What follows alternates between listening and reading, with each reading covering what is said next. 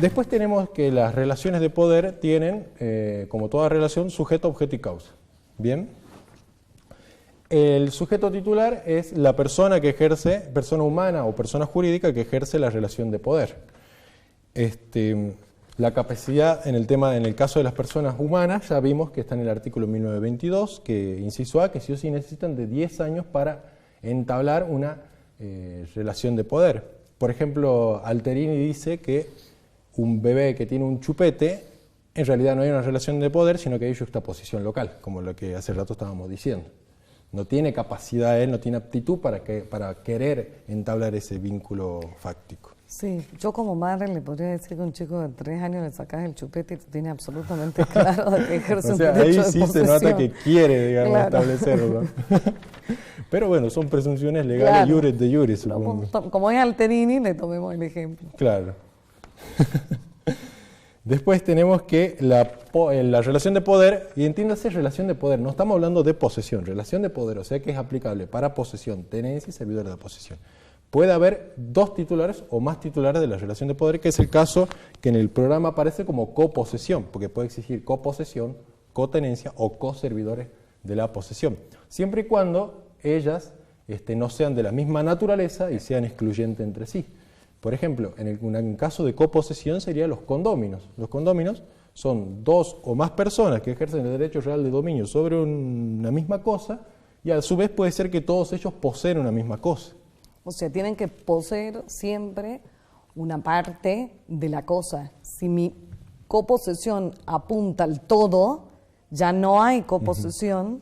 ¿Por qué? Porque no puede haber una posesión, 2 posesiones totales que coexistan. Claro, y que encima se excluyen entre sí. Claro, al coexistir se tienen que excluir. Claro, es caso, por ejemplo, que uno de los condóminos quiera, como dijo la doctora, poseer todo y excluir a todos los O cuando demás. 2 personas se creen poseedores totales de la misma cosa. Si 2 personas se consideran poseedores totales de un inmueble, uno está excluyendo a la otra. No son coposeedores. El concepto de coposesión no sería esa situación donde hay un conflicto de titularidad de relación de poder. Exactamente. Después, bueno, el caso de cotenencia, por ejemplo, una pareja que quiere ir a convivir, alquila un inmueble y los dos aparecen como parte del contrato como locatarios. Ahí tenemos un caso de cotenencia.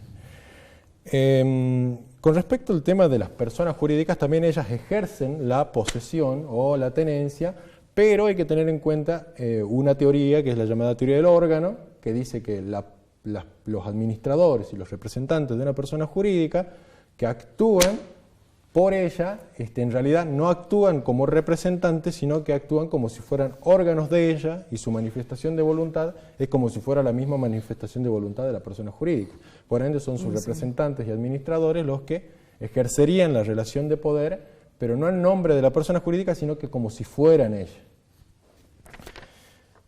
Después tenemos el tema del objeto de la relación de poder, y también tenemos que tener en cuenta que, como dijimos hace rato, no hay que distinguir relación de poder y derecho real, porque acá en el objeto es nítida la distinción, porque los derechos reales se pueden ejercer sobre cosas o bienes taxativamente señalados por ley, pero la relación de poder solamente sobre cosas determinadas. El mismo código dice que la relación de poder sí o sí debe ejercerse sobre cosa determinada. Con respecto a los requisitos del objeto, bueno, ellos están enumerados en el programa. Tenemos primero que nada la corporalidad, que es, por eso decimos que no se ejerce sobre bienes, el código lo dice también, no se ejerce sobre bienes sino sobre cosas. Y si nos remitimos al concepto del artículo 16 del Código Civil y Comercial, las cosas son los objetos materiales. Comercialidad. Hay que tener en cuenta con este tema de la comercialidad, porque en realidad no es un requisito, no está tampoco en el nuevo Código Civil y Comercial, pero sí lo mencionaba Vélez. ¿Pero por qué Vélez lo mencionaba? Explica Borda que dice que Vélez tomó este artículo teniendo en cuenta las disposiciones del derecho romano. ¿Y qué es lo que se consideraba en derecho romano lo que no estaba en el comercio? Las res extracomercium, que estaban integradas por las res, por las cosas religiosas y por las cosas del Estado. En realidad, el tema de la comercialidad, hoy como definición en nuestro ordenamiento, y el código lo dice, es aquellas cosas en el que está prohibida su transmisión. Y en realidad hay cosas que, si bien está prohibida su transmisión, se puede ejercer perfectamente la posesión o la tenencia. Por ejemplo, el artículo 1972, si no me equivoco, tiene el tema de la cláusula de inenajenabilidad. Si a mí me donan, por ejemplo, un inmueble y me pone la cláusula de inenajenabilidad, está fuera del comercio, pero no lo puedo transmitir. Pero se puede ejercer perfectamente la relación de poder, no está excluido, digamos. Entonces, la comercialidad no es un requisito, sino que en realidad lo que hay que entender acá es que los bienes públicos del Estado son los que no se pueden ejercer una relación de poder, una posesión propiamente dicha. Sí, tenencia absoluta, eso sí. Y con mayor razón el ser servidores de la posesión. Claro, y ser servidor de la posesión también. Existencia actual, las cosas sí o sí deben existir para que se pueda ejercer la posesión. No puedo ejercer una relación de poder sobre una cosa que no existe. La exclusividad, que es lo que ya estuvimos hablando con la doctora, que si bien hay supuestos que puede exigir coposesión, cotenencia, ellas no pueden excluirse entre sí, no pueden ser de la misma naturaleza y excluirse entre sí. La determinación o individualización, relacionado también con el tema de la corporalidad y materialidad y el tema de la exclusividad, quiere decir que la cosa debe ser determinada, no puede ejercerse la relación de poder sobre cosas indeterminadas. El tema de la principalidad, que pareciese más que es una característica de la relación de poder, porque ella se extiende no solamente a la cosa principal, sino a las cosas accesorias que ella puede tener. Lo que queda claro, si yo poseo un terreno, poseo también el alambrado. Exactamente, todo lo que sea accesorio a él. Si yo compro un terreno, se entiende que si por ejemplo hay una casa construida también, la casa construida entra dentro de la relación de poder. Exacto. Después ese es el tema de del objeto de las relaciones de poder. Después vamos al tema de la causa, y acá también vamos a ver el tema de la inmutabilidad de la causa y la interversión del título. En primer lugar, en la causa son los hechos jurídicos de los cuales deriva la relación de poder. Hoy el código existen tres causas, antes de que eso, existen tres causas que están mencionadas en el artículo 1923 y en el 2280. En 1923, en primer lugar, habla de la tradición, o sea que la tradición posesoria es una de las causas por las cuales se genera la relación de poder. Y hay que distinguirla también, el programa lo pide en algún momento, a la tradición constitutiva de derecho real y a la tradición constitutiva de una relación de poder. ¿Cuál es la diferencia? La tradición constitutiva de derecho real siempre le antecede un título suficiente, que justifica y fundamenta la tradición.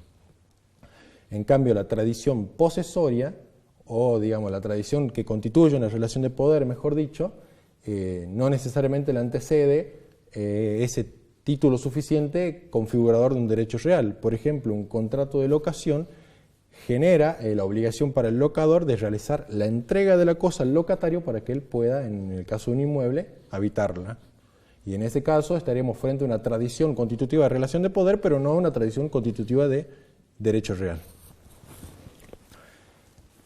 En segundo lugar está el apoderamiento, que es un nuevo concepto que utiliza el código.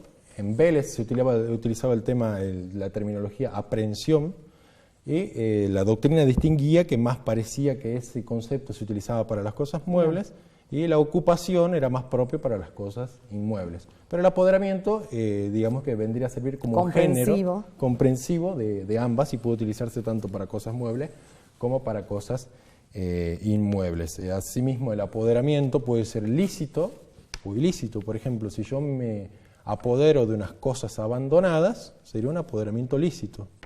Típico caso de la gente que deja las cosas afuera de su casa para que cualquiera las lleve.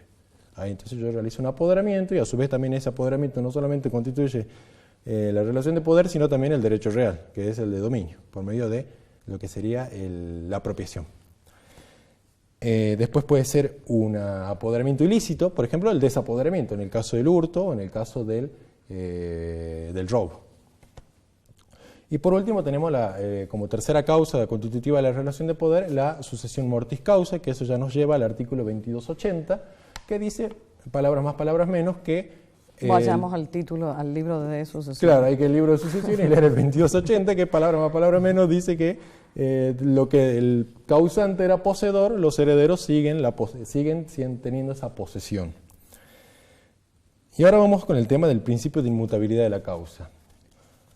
Y esto también entronca mucho con las discusiones doctrinarias de Higuerin y Savigny sobre el tema de la naturaleza de la jurídica de la posesión y sobre la inseguridad que Ihering le criticaba a Savigny de su sistema por el tema de la intencionalidad. Él decía que si yo tengo hoy ganas de detentar la cosa con ánimo de dueño, soy poseedor, pero mañana puedo cambiar y la detento reconociendo en otro la propiedad y por lo tanto soy tenedor. Entonces, instauraba una inseguridad. Este principio de inmutabilidad de la causa dice, que está establecido en el artículo 1915, que nadie puede cambiar la especie de su relación de poder por su propia voluntad, ni por el solo transcurso del tiempo. Por ejemplo, lo que recién estaba diciendo, que hoy puedo comportarme como poseedor, pero mañana como tenedor, no puede ser, porque por mi propia voluntad yo no puedo cambiar la especie de mi relación de poder. Si yo soy poseedor, continúo como poseedor; si yo soy tenedor, continúo como tenedor, hasta que se pueda constatar un hecho jurídico que tenga virtualidad suficiente para modificar esa presunción. Esas presunciones, exactamente. Y así tenemos, por ejemplo, el tema de la interversión del título, que puede ser unilateral, bilateral o legal, que es un supuesto que trae Alterini. La interversión unilateral es, por ejemplo, yo soy tenedor, soy locatario y puedo privar de la posesión al poseedor y intervierto el título y me convierto en poseedor siempre y cuando los actos que yo, con los medios de los cuales yo prive al poseedor, tengan ese resultado. Por ejemplo, cambiar la cerradura por el cual ingresa el inmueble, realizar construcciones, ponerle, no sé. Eso es lo que vos dices es importante porque específicamente en lo que es una cuestión de, o sea, el animus, que es un elemento interno, se prueba a través de actos materiales. Claro. Entonces, la forma en que yo voy a poder saber si la causa se cambió, se modificó, se intervirtió, va a ser a través de actos materiales que yo pueda considerar y que en definitiva en una situación de discusión va a ser un hecho sujeto al análisis judicial.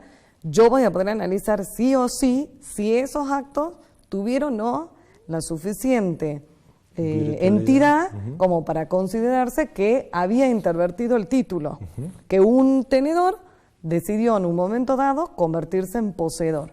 Entonces, por ejemplo, en el caso de la locación, que es el ejemplo que vos dabas, si un locatario, lo natural es que el locatario pague los impuestos de servicio, lo refería a las tasas de servicio o los impuestos, incluso la tasa inmobiliaria e incluso el impuesto inmobiliario.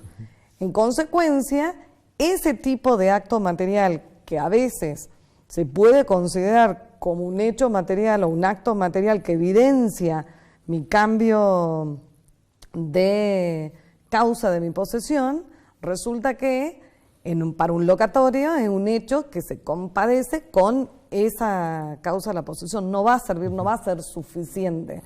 Ahora, vos dabas el ejemplo de que el locatario no se limita a pagar los impuestos y los servicios, sino además cambia los servicios a su nombre, cambia la cerradura, te deja de pagar un alquiler, no firma un nuevo contrato, subalquila a pesar de la prohibición contractual, porque como considera que se intervirtió el título, ese contrato ya no lo alcanza. Ahí vamos a tener una serie de actos materiales que van más allá de la situación del locatario, que me está evidenciando que mi animus cambió. Claro, exactamente. Toda la razón lo que dice la doctora. Lo que hace el código es objetivizar, digamos, esto, cosa que no se valga simplemente de intencionalidades que son imperceptibles por todos. O el caso inverso, que también lo había pensado, por ejemplo, debo la deuda de medianería, no la pagué, la hizo el vecino. Yo soy poseedor y soy titular. Y viene el vecino y me quiere reclamar la deuda de medianería y yo le digo, no, ¿sabes qué? Desde ayer empecé a reconocer la propiedad de mi hermano, yo soy comodatario solamente acá. Entonces ahí, nada que ver, aplica el principio de inmutabilidad de la causa, yo soy poseedor todavía, salvo que obviamente demuestre que haya realizado un acto jurídico o un hecho jurídico que tenga virtualidad suficiente para modificar esa causa posesiones, como se dice. El 1928, por ejemplo, es una ejemplificación, no es taxativa la enumeración, pero recoge un antecedente de un artículo de Vélez en donde se hace una enumeración ejemplificativa de lo que se consideran actos posesorios. Entonces, la cultura, la percepción de fruto, el amojonamiento, la impresión de signos materiales, la mejora, la exclusión del tercero y en general su apoderamiento por cualquier modo que se obtenga, va a ser un acto posesorio que también va a servir para probar o evidenciar una interversión del título. Claro. Entonces estamos acá en interversión del título unilateral, ¿bien? Donde es uno de la misma persona que pasa de ser poseedor a tenedor o tenedor a poseedor. El titular de la relación de poder. El titular de la relación de poder, exactamente. Después tenemos las interversiones de título bilaterales, que ahí viene el tema de la traditio brevi mano y la constitutio posesorio. Por ejemplo, la doctora es locataria, yo soy locador, y ella me dice que me va a comprar el inmueble del cual tiene el contrato de locación. Yo le digo sí, hacemos la escritura pública porque es un inmueble, título suficiente, y no hace falta realizar la tradición porque ella ya está en posesión, detentando el inmueble. En el contacto material de la cosa. Entonces, ella misma, sin moverse del inmueble, pasa de ser tenedora a poseedora. Entonces ahí tenemos una excepción al principio de inmutabilidad de la causa, pero porque el hecho modifica, tiene virtualidad o entidad suficiente para modificar la especie de la relación de poder. Después, por último, tenemos la legal, que es el caso, por ejemplo, de la readquisición del dominio perfecto. Cuando, por ejemplo, yo soy titular de un dominio imperfecto porque el dominio fiduciario, termina el contrato de fideicomiso y yo, en ese mismo momento, de pasar a ser poseedor por tener dominio imperfecto, paso a ser tenedor a nombre del en este caso sería el fideicomisario. Después tenemos el tema de las clases de las relaciones de poder. Y nuevamente, remarcando esto, de las relaciones de poder, no de la posesión. Son de las relaciones de poder porque todas las relaciones de poder son susceptibles de esta clasificación, de legítimas en ilegítimas, de buena fe, de mala fe, viciosa y no viciosa. Las dos relaciones de poder principales, la posesión y la tenencia, los servidores, de alguna manera, como las causas de los servidores en la posesión es tan específica, que es servicio, dependencia, hospitalidad y hospedaje, es muy difícil que le quepa la categoría de servidor de mala fe. Claro. Aunque creo que pensé un ejemplo, pero no sé. Mire, el concepto de servidor va a dar mucho que escribir. El que escribe sobre servidores en la posesión es Alterini, pero no hay mucho sobre el tema. Tampoco hay algún que otro concepto referido a los beneficiarios en la posesión como una categoría a veces sinónimo y a veces como una categoría independiente. De los servidores. Pero no hay mucho. Exactamente. ¿Y por qué no se lo ve en Roma esto? Porque los servidores de la posesión vienen de Alemania encima. Claro.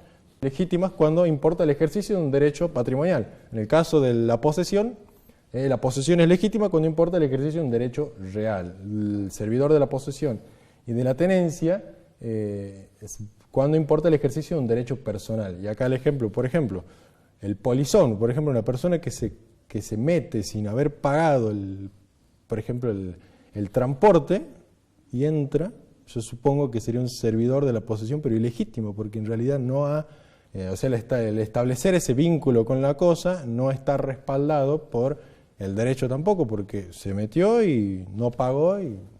Ahora, habría que pensar en esto que hace un rato vos decías, de que la clasificación te permite explicar constantemente cuál es mi relación con la cosa. Claro, es ¿No mirarse es así? uno mismo en relación con las otras cosas con las cuales tenemos contacto nosotros. Yo creería que ahí el polizón se acercaría más a una tenencia ilegítima, porque no pretendo ser poseedor, reconozco en otro la propiedad, pero es ilegítima porque no tengo ninguna causa, ningún título que me respalde, más que un servidor de la posesión. Claro. Bien, podríamos charlarlo entonces. Sí.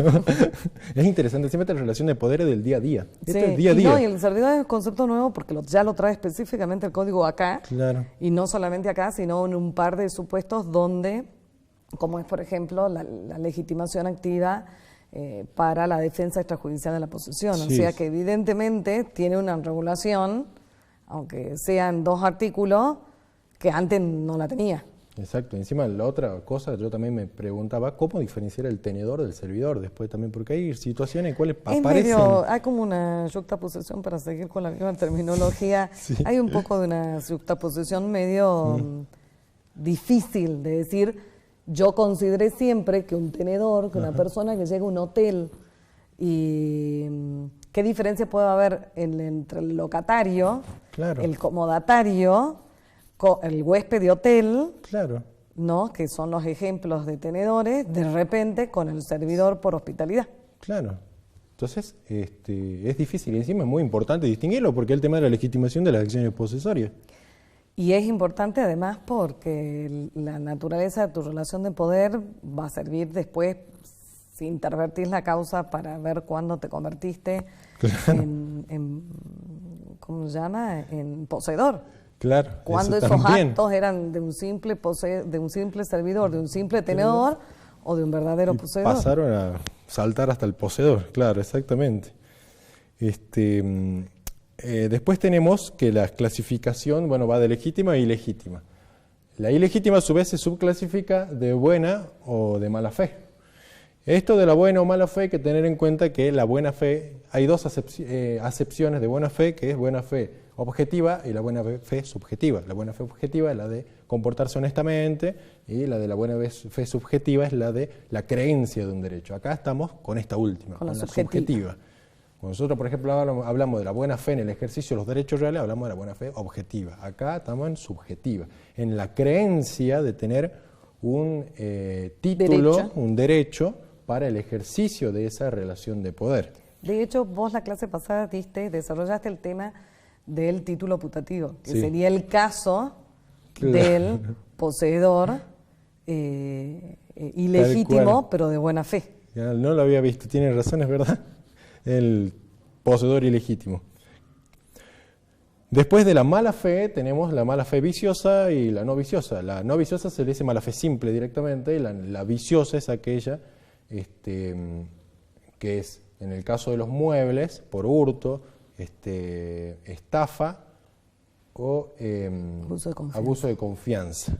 Y en los inmuebles, cuando es por abuso de confianza, por el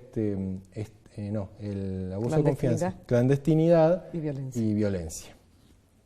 Que con relación a esta última categoría, de alguna manera en Vélez tenía como mayor explicación, porque la legitimación de las acciones posesorias, que nadie las ejercía, pero bueno, dentro del sistema de acciones posesorias había una distinción de una acción posesoria que tenía efectos rei persecutorios y que la legitimación tenía en cuenta si eras un poseedor vicioso o no vicioso.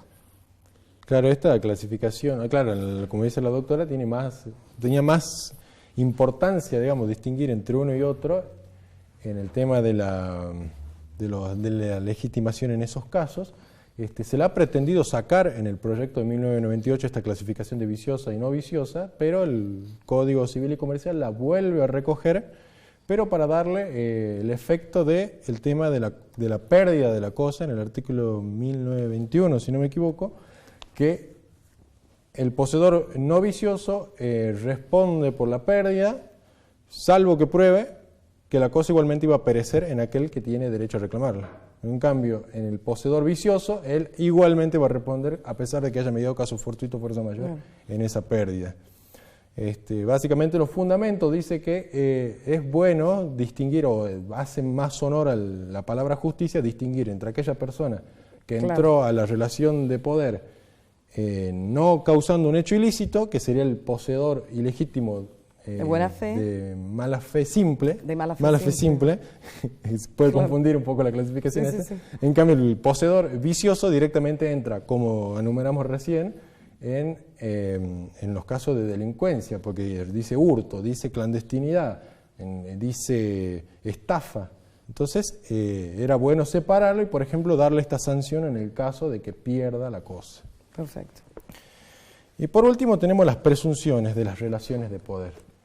Existen distintas presunciones también de las relaciones de poder que van, por ejemplo, en primer lugar, de la especie de la relación de poder, que se presume en primer lugar que la persona que ejerce un poder de hecho, se presume que es poseedora. Esa es la primera presunción. Dice que esta presunción tiene su fundamento porque, por ejemplo, si nosotros vemos la actividad o el comportamiento que lleva adelante un comodatario, por ejemplo, con un usufructuario, podemos visualizar que son similares. ¿Y qué debemos presumir en estos casos? Decía Borda, y bueno, habría que presumir que se trata de una posesión. Obviamente que es todas estas presunciones que veremos ahora son iuris tantum, o sea, se caen mediante la prueba en contrario.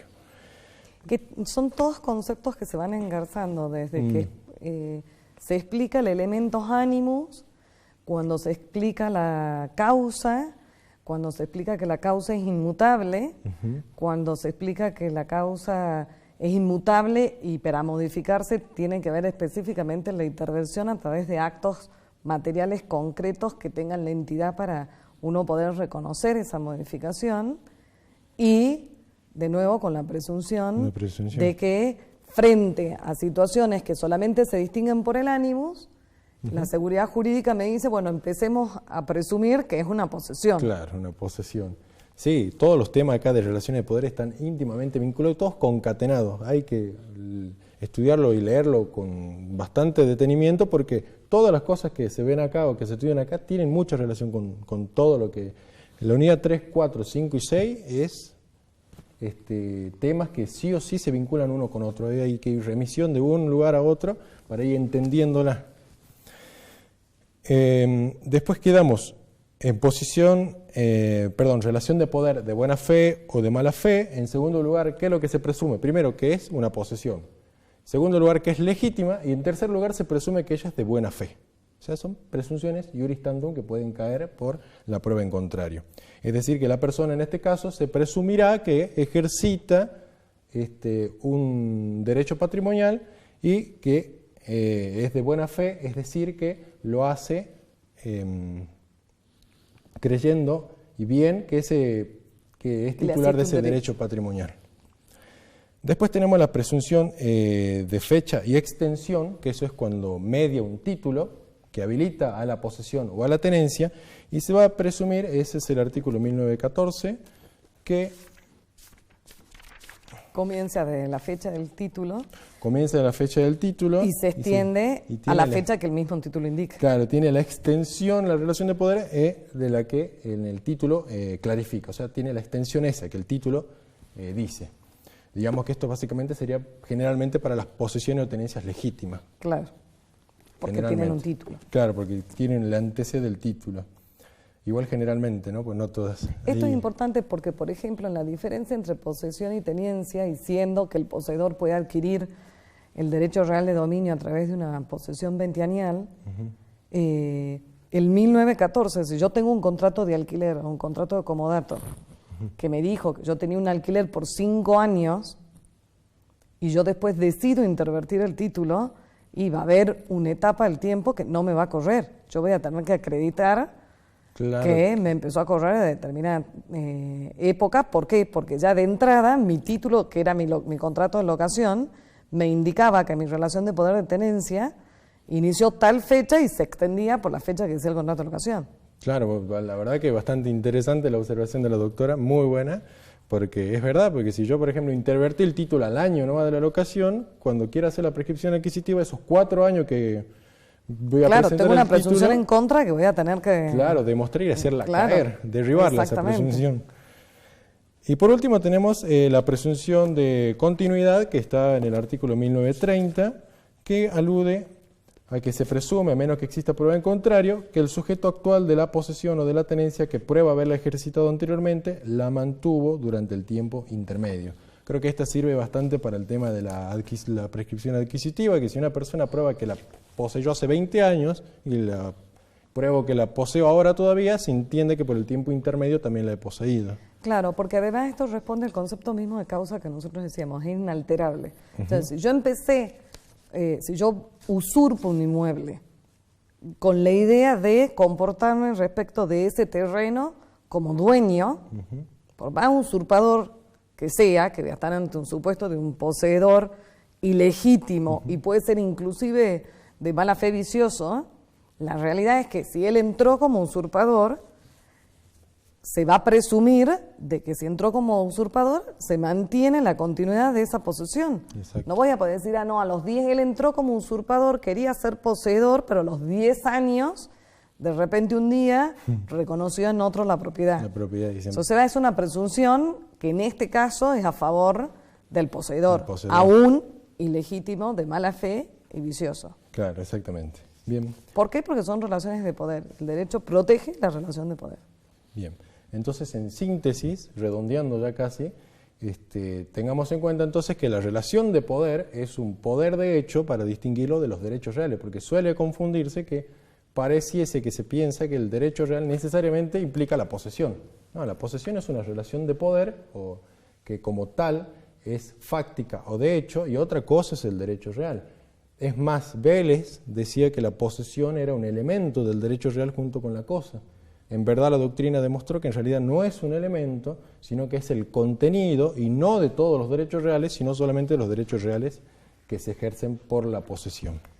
Y por ese motivo vamos a tener que en el 1882, cuando se define el derecho real, cuando se habla de poder jurídico, el adjetivo jurídico es el que define y me distingue y me marca esencialmente la naturaleza de un derecho real, y a partir de ahí la distinción con una relación de poder que no es lo mismo que un poder jurídico. Que si bien eso es lo que critica Alterini, ¿no? El código dice relación de poder a secas, debemos tener en cuenta que existen dos tipos de relaciones de poder. La jurídica, que es en el caso del derecho real, y la de hecho, que es la relación de poder. Pero recién creo que lo dicen cuando define la posesión y la tenencia, ahí recién habla de poder de hecho, pero hasta eso no dice relaciones de poder, así que hay que tener en cuenta esto también.